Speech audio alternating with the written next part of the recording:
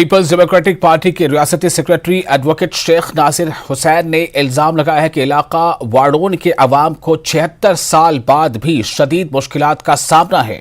یہ علاقہ آزادی کے بعد بھی بنیادی سہولیات سے محروم ہے۔ انہوں نے کہا کہ علاقے میں بجلی، تعلیم اور صحت اور ٹیلی کمیونیکیشن کی مناسب سہولت نہیں ہے۔ اندرال حلقے کے ان علاقوں کا وسیع دورہ کرنے والے شیخ ناصر نے میڈیا سے بات کی۔ انہوں نے کہا کہ مرکزی حکومت دور دراز علاقوں کی زمینی حقیقت کو جانے بغیر بلند بانگ دعوے کر رہی ہے۔ انہوں نے الزام لگایا کہ اس خوبصورت خطے کو حکومت کی طرف سے نظر انداز کیا گیا ہے اور اس علاقے کو سیاحت کے طور پر فروغ دینے کے لیے کوئی اقدام نہیں کیے جا رہے۔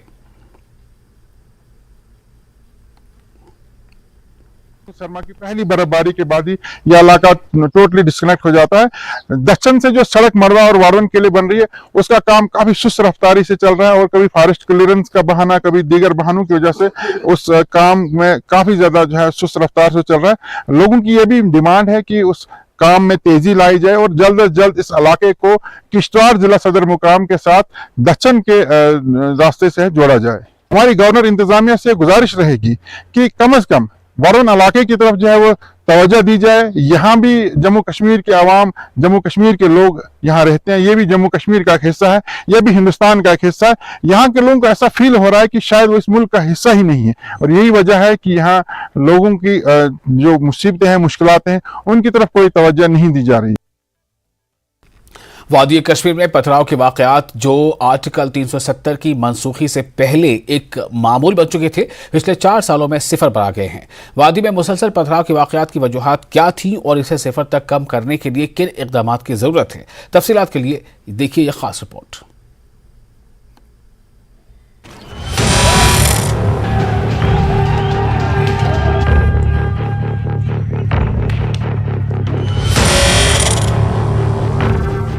2018 تک سری نگر شہر اور وادی کے دیگر حصوں میں پتھراؤ کے واقعات باقاعدگی سے دیکھے گئے۔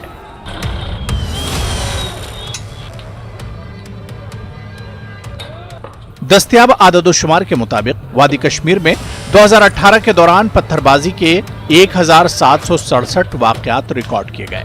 پتھراؤ میں کمی آئی اور صفر پر آ گئی۔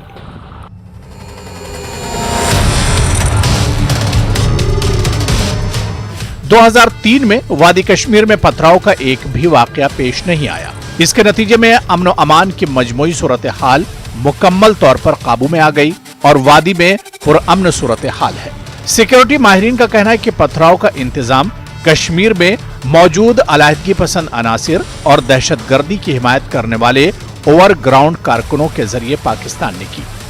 سابق ڈی جی پی جموں کشمیر کلدیپ کھوڈا نے کہا کہ امریکہ اور دیگر ممالک کی طرف سے پاکستان پر دہشت گردی کو فروغ دینے سے روکنے کے دباؤ کے بعد پاکستانی حکومت اور اس کی خفیہ ایجنسی ISI نے ہندوستان مخالف عناصر کو کشمیر میں بدامنی جاری رکھنے کے لیے اسٹون پیلٹنگ کو تیز کرنے کی ہدایت دی۔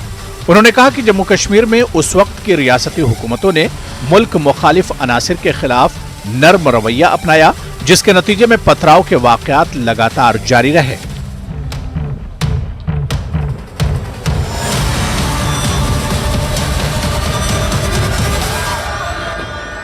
2001 کے بعد جیسے میں نے کہا کہ ٹیررزم میں کافی پاکستان نشانے پہ آیا، تو انہوں نے کشمیر میں ٹیررزم کو سپلیمنٹ کرنے کے لیے سٹون پیلٹنگ کا ایک طریقہ اپنایا، جس سے کشمیر میں حالات ڈسٹربڈ رہے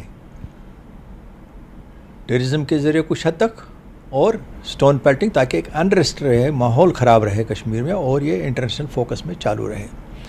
اور جو آپ نے وجہ کی بات کی، ان اسپیسیفک پوائنٹس پہ میں بتانا چاہوں گا۔ اس کی مین وجہ یہ تھی کہ ایک تو coordination, direction from across the border, وہ ڈائریکشن آتی تھی اوور گراؤنڈ جو ان کے ورکرز تھے یہاں پہ، اور سپریٹسٹ ایلیمنٹ جو تھا یہاں پہ،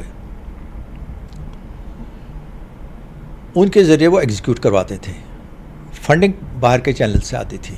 اور جہاں تک پولیٹیکل اسٹیبلشمنٹ کا تعلق ہے، وہ میں یہ نہیں کہوں گا ان کا کوئی ڈائریکٹ ہاتھ تھا، لیکن میں یہ ضرور کہوں گا کہ وہ اس کو اتنا سیریسلی نہیں لیتے تھے۔ وہ چاہتے تھے پیلٹنگ نہیں ہونی چاہیے، لیکن اس کے روٹ کاز کو ایڈریس کرنے کے لیے اسٹیٹ میں ہو یا سینٹر میں ہو، اتنا فالو اپ ایکشن نہیں ہوتا تھا پہلے جتنا اب ہو رہا ہے۔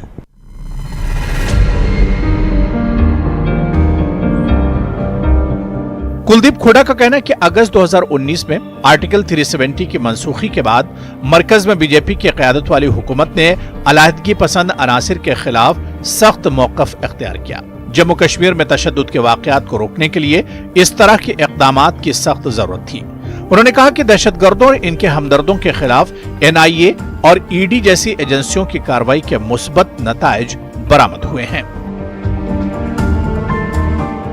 370 एब्रोगेट हुआ, उसके बाद बिला किसी शक शुबा के, बिला किसी कंफ्यूजन के एक डायरेक्शन आई कि जिसका इसमें हाथ है टेररिज्म में, direct indirect support, overt support, covert support, less support, मोर सपोर्ट, जो भी इस टाइप का आदमी है जो इस शक शुबा और इसमें आता है, उसको खिलाफ केस बनाया जाए, उसको बंद किया जाए। और आपने देखा होगा लार्ज स्केल अरेस्ट हुई और वो रिक्वायर्ड भी था।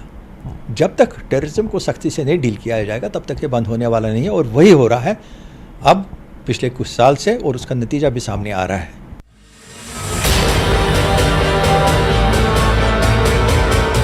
सिक्योरिटी माहिरीन का मशवरा है कि हुकूमत को बदअमनी फैलाने वालों के खिलाफ सख्त कार्रवाई जारी रखनी चाहिए ताकि जम्मू कश्मीर में मुस्तकिल अमन कायम हो सके और लोग मामूल की जिंदगी गुजार सकें।